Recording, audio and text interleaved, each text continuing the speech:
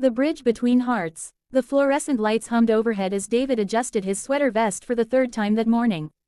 Franklin High School's administrative hallway always made him nervous, with its imposing bulletin boards and the persistent smell of industrial cleaner.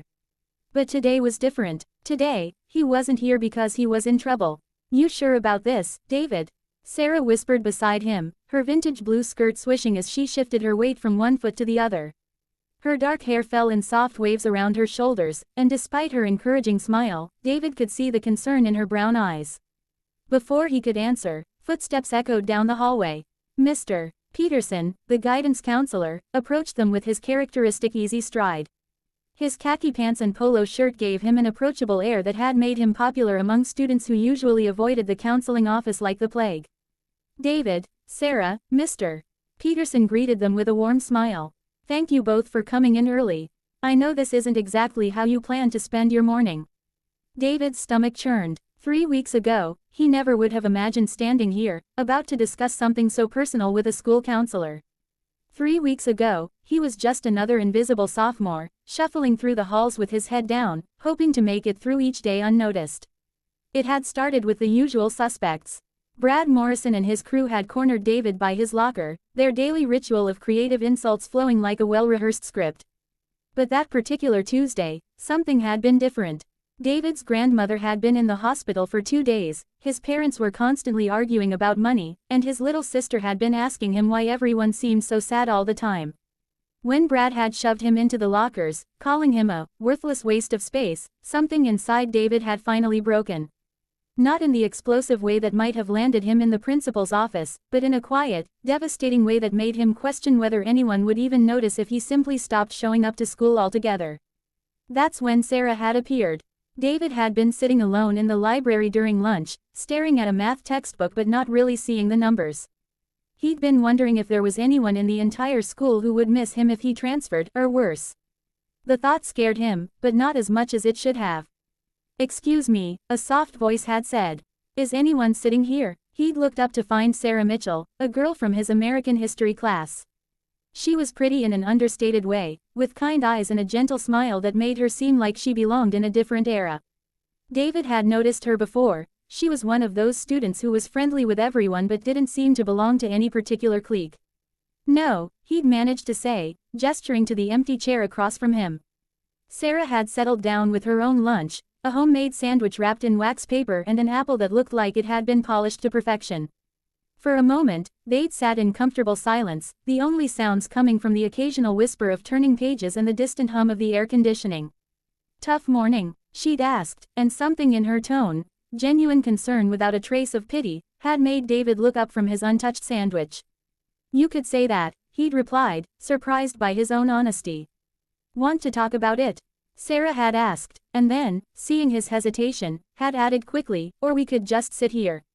Sometimes that helps too. They'd just sat there, eating their lunches in a silence that somehow felt more companionable than lonely. When the bell rang, Sarah had packed up her things and turned to him with that same gentle smile.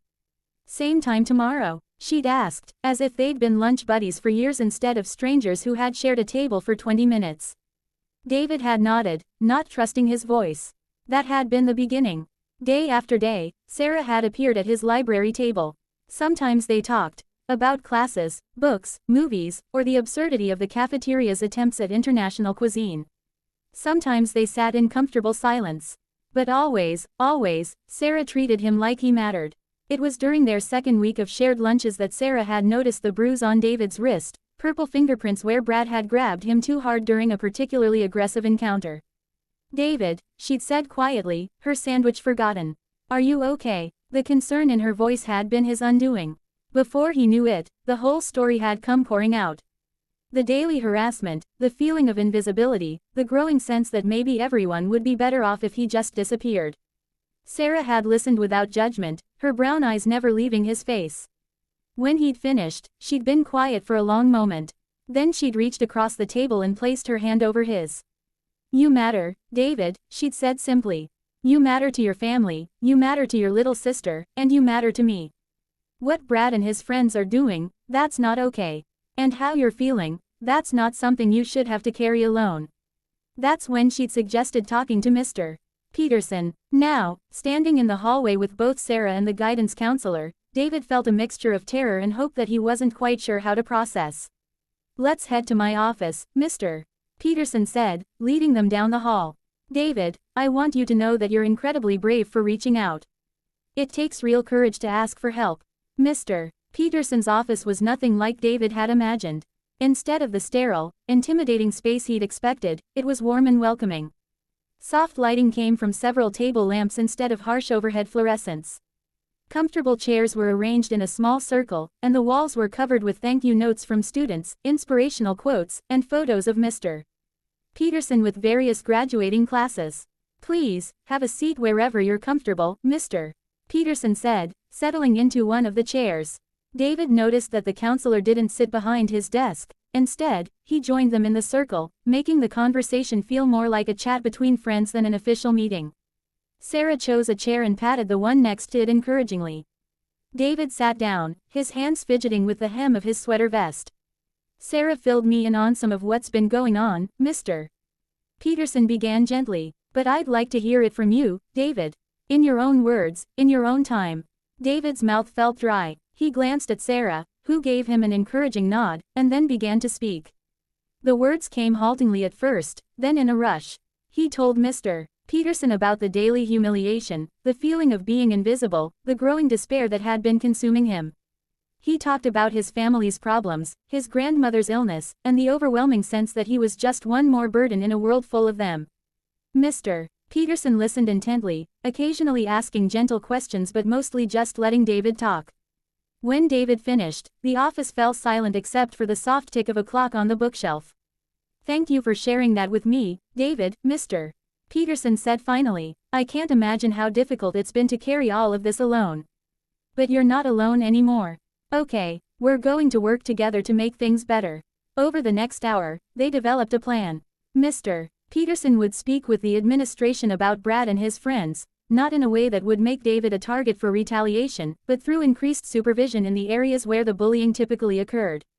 He would also connect David with the school's peer mediation program and a support group for students dealing with similar issues. But more importantly, Mr. Peterson helped David see that his feelings were valid, that asking for help was a sign of strength rather than weakness, and that there were people who cared about his well-being.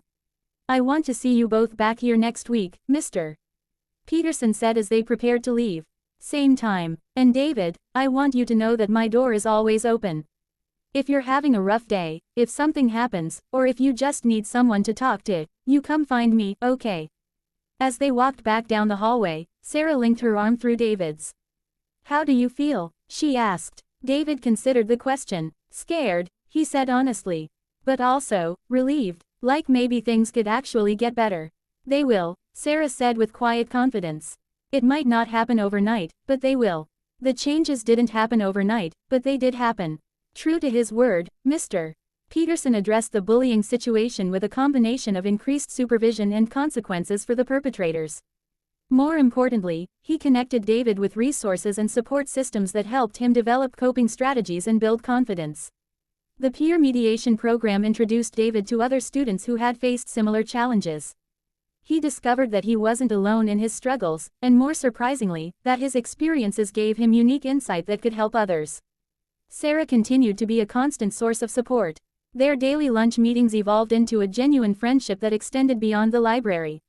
She invited him to study groups, included him in conversations with her other friends, and gradually helped him see that he had value and worth that had nothing to do with what Brad Morrison or anyone else thought of him. 3 months later, David found himself back in Mr. Peterson's office, but this time under very different circumstances. He was there to discuss his application to become a peer counselor himself. "I never would have imagined this when we first met, Mr. Peterson said, reviewing David's application.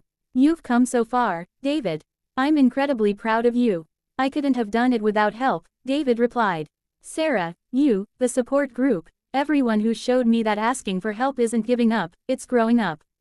Mr. Peterson smiled. "And now you want to pass that forward?" "I know what it feels like to think you don't matter," David said. "If I can help even one person realize that they do matter, that they're not alone, then maybe everything I went through will have been worth something." The peer counseling